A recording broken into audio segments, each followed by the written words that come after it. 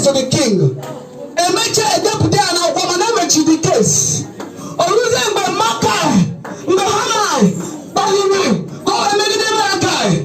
Chilaka Yabudo, Mbasta and not yellow Israel, maybe. After when they fast and pray for 3 days, Chilaka Uramanya king. Or when I got it, and what you are killing, my lord, Osia. Bring me the record book. Many of you have worked, you have labored without a word. And when you put the record, keep the record book. And when I found out, Mother Mordecai, the word to be a new woman king. Or when so you know Mordecai, Yabu Hama, Kiaga Maradona, or Chaiko Yamakonago, or Scientific Dresser in a royal garment. Together at the whole community, or not free at boys are like there. Yes. Your destiny help your chef rugi. On a be mentioned about the home and we all turn a Google. I am going to the Esther chapter 6. When I see Chineke of the Mordecai, in the name of Jesus, may that God remember you. I but just in the kitchen is now. Because I am a full emblem. I am a full emblem. Here are the Jimena number states.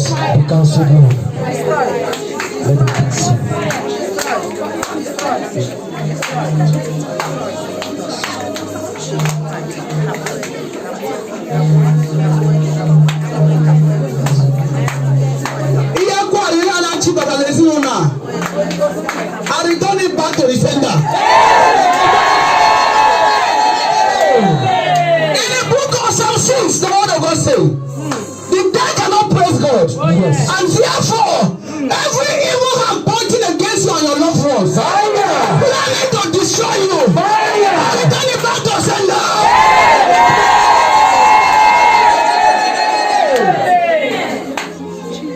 Then I call upon, where is the God of Elisha?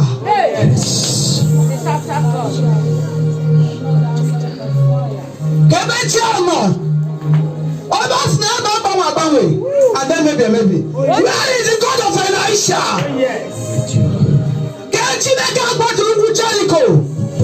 Where is the God?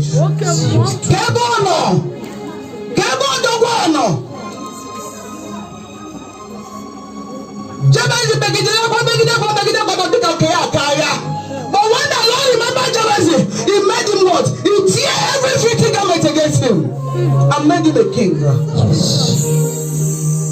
I believe them of priests and princesses among you. I believe them prophet and prophetess among you. I believe them evangelists among you. But I want more.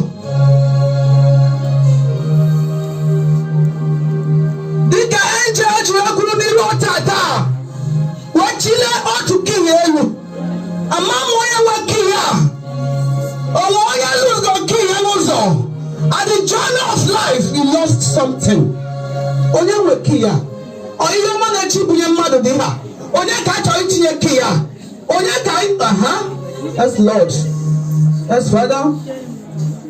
Every ancient doors that carries good things, miracle, favor, that be shut down by your enemy. By the key, Jesus. I open it in the name of Jesus. So shall it be in Jesus' name. Onyewekia narakia. Don't shout amen. Don't be in spirit, please. Oh, to Kia Shalom Otawo Saturday. Onyewekia narakia.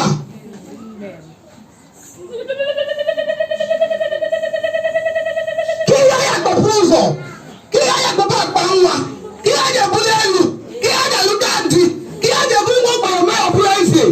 Anamasi onyewekia na Angela. Naranki. Naranki. Chineke na aka ige enough is enough. Na baba afufi na da na aka ya.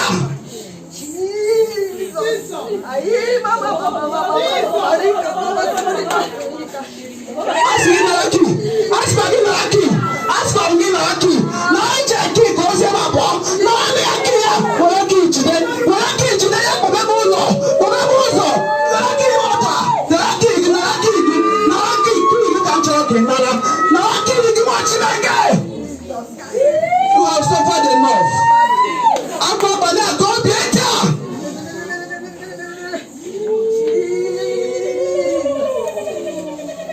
Hana wesi no ko dure ka ana ebere. Ela wesi ala ona dugo oge na mma.